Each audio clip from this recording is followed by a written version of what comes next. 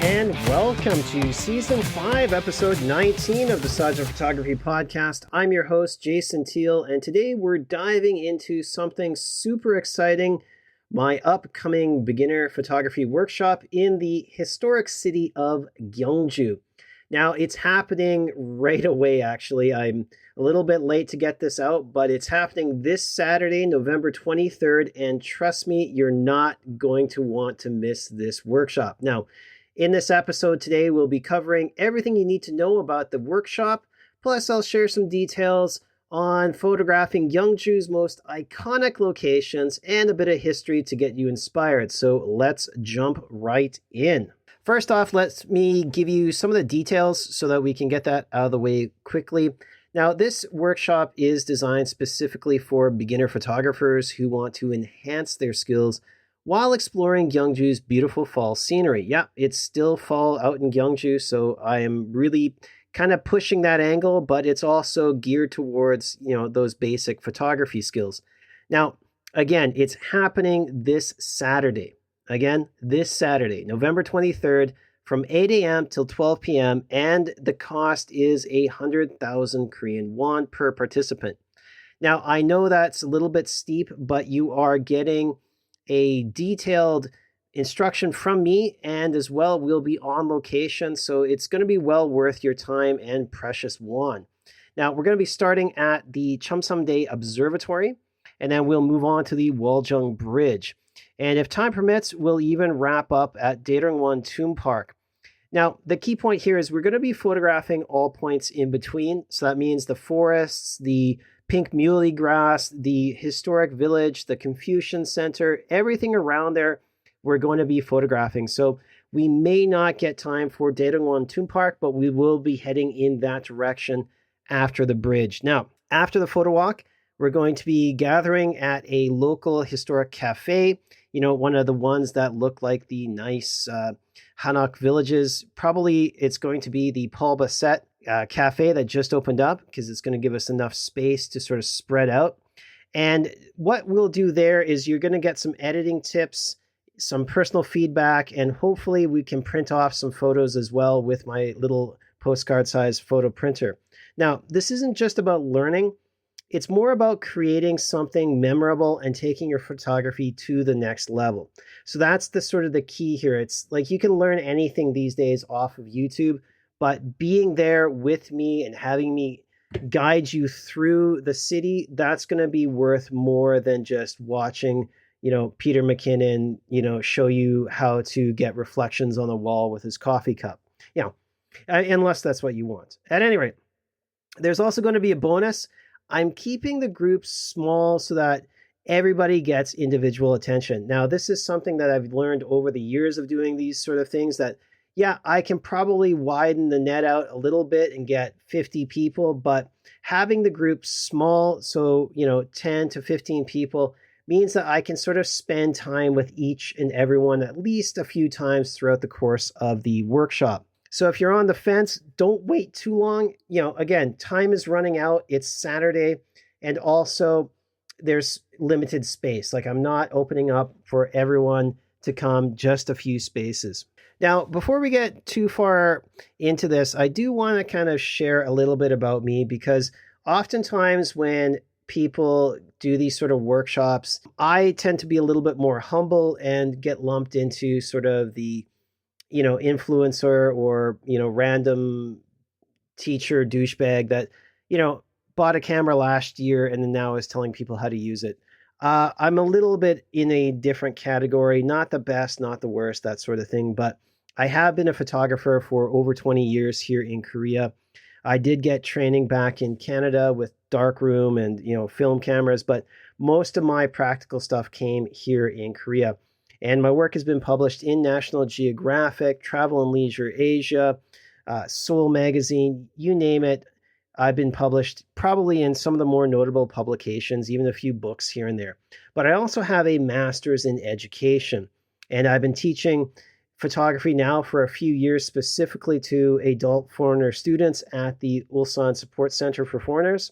And this has allowed me to shape my teaching approach to be both practical and engaging. And that means I'm not just trying to show you, how to get the best shots and, go over gear and bore the shit out of you. I'm really trying to focus on you telling the best stories, getting the best compositions, and finding out what is the most practical way for you to get better photos. And with these basic photography classes, a lot of the work is just, showing people different angles and different compositions. And my years and experience have taught me some of the best approaches for this. Now, I also try and keep it lighthearted and engaging. But again, like I have hosted countless workshops and photo walks over the years. I run this podcast. I have my website. I have my blog. You name it, I've done it. And you can clearly see that my photography and my teaching are my passions, and I can't wait to share them with you. Now, let's talk about some of the locations that we'll be photographing during this workshop. Now, Gyeongju, as you know, is often called Korea's museum without walls, and it's for a good reason. It's packed with history and natural beauty, especially in the fall. Now, I have chosen this walk, this path, specifically to highlight some of those features. So we're going to get the history, but we're also going to get the natural beauty. And the first place that we're going to be meeting up is Cheomseongdae Observatory. Now, this will be the first sort of location, and this is where you'll be meeting me for the first time if you haven't met me before. And we'll be meeting up right by the ticket booth, which, again, will probably be a free entry, but we're not actually going to go inside because that's kind of defeating the purpose of my instruction to you. We're going to be kind of circulating around the observatory itself and going to the pink muley glass next to it. For those who don't know, Cheomseongdae is one of the oldest astronomical observatories in the world, and it was built during the Shilla dynasty. It's a dream for photographers, especially in the morning light, which we'll be definitely shooting because we'll be meeting at 8 a.m.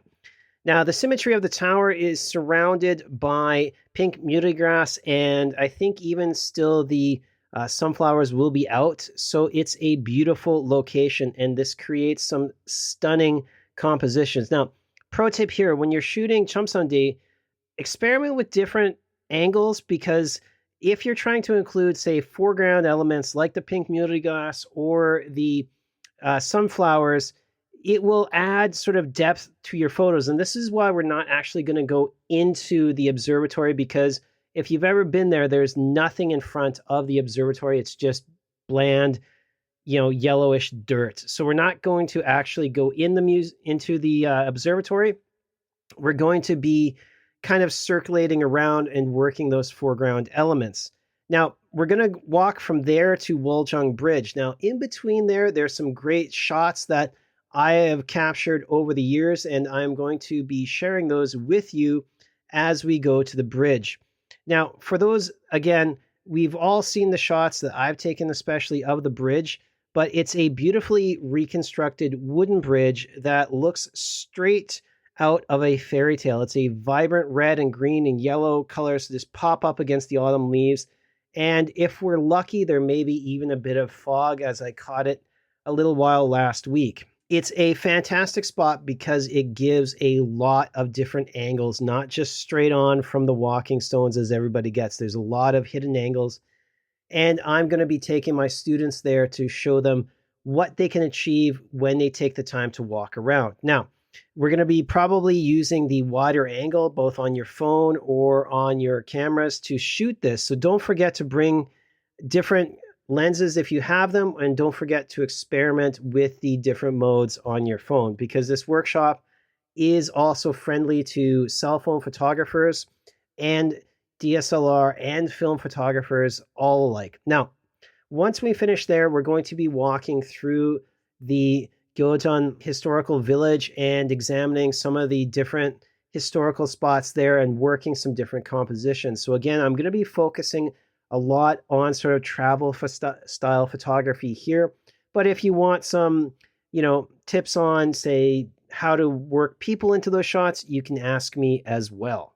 Now, we'll be probably working our way back to the Daejeongbuk Tomb Park. This is another favorite place of mine during the fall and in the spring, but usually the fall there's like less people, which I really like. There's a pine forest in front of the tombs, which we can work our way through. And of course, the ancient tombs. Now, these were specifically made for Sheila royalty, and, they're grassy mounds if you don't know what I'm talking about. But it's the park's quiet atmosphere and the fall golden leaves mixed with the pine trees that really gives it a great spot for photography. Now, there's a lot of trees there. There's a lot of history. So frame your shots using those trees and pathways to create natural leading lines. And that's sort of my tip for this area, but I'm going to be showing my students in person how to achieve this. So this is a key. The last part here is why join this workshop? Why pay me 100,000 won if you can just go there yourself and wander around? So here's the thing. Photography is more than just snapping pictures and watching YouTube videos. It's all about seeing the world differently and having someone guide you through this. And this workshop will help you do just that.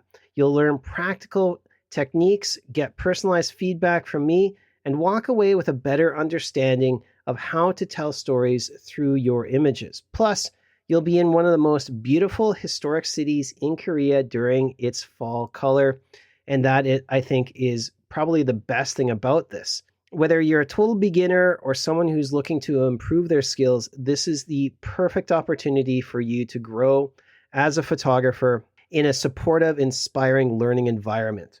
Okay. So again, I am here as a teacher. I'm not here as some jerk just postulating how awesome he is. I know some people would like to say that. I'm not, one of those people.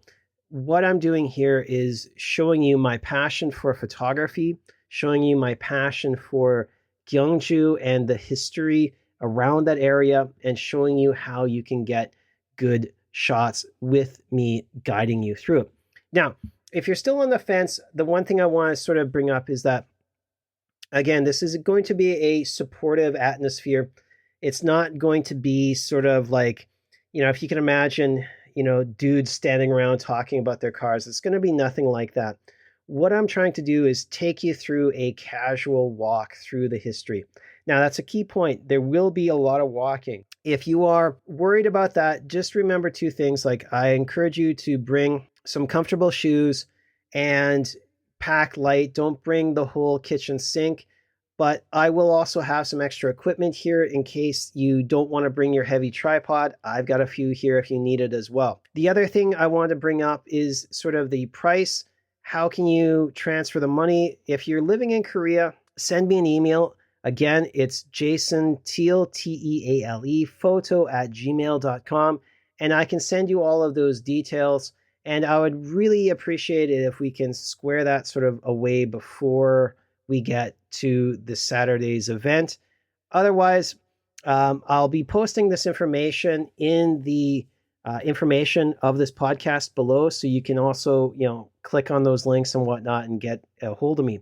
The other thing too, being Korea, we're going to be taking this, rather slow and rather relaxed. But again, we're going to probably head to a cafe and sit down. So there's going to be a balance of not just taking pictures and sort of walking away like, oh, well, I pressed the button a bunch of times. I'm going to be reviewing the shots that you got. I've got a portable printer, and if time permits, we're going to be printing these off, and then we're going to be sort of seeing what everybody has taken and kind of critiquing that. And when I say critique, I'm not going to be telling you how much your photos suck compared to mine or whatever. What I'm going to be teaching you is how to improve your shots and what you've done good, what you need to work on for next time, and all of that good stuff. It's going to be a great workshop, and I encourage you to come out and enjoy this fall weather with me. And with that being said, I'm going to wrap up this podcast, which is kind of a commercial, but I need to do that. So take care, and I'll see you out on Saturday.